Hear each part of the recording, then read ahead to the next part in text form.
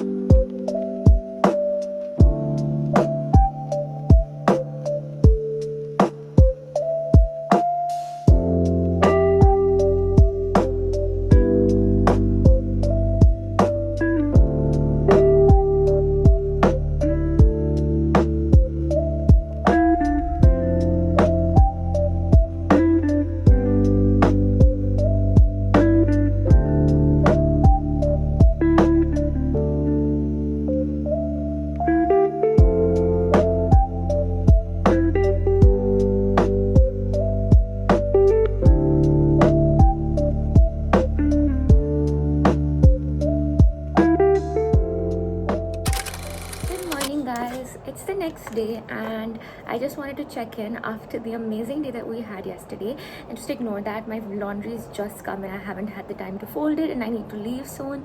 So I just wanted to check in with you guys before I left. I just wanted to talk about how when I started watching BookTube, there was one thing that I'd always look for, particularly to like comfort myself and to feel like good and like to get this kind of like aesthetic pleasure that people seek out of things on Pinterest, on YouTube, you know, vlogs, all of that. And there was this one particular thing I'd always look for.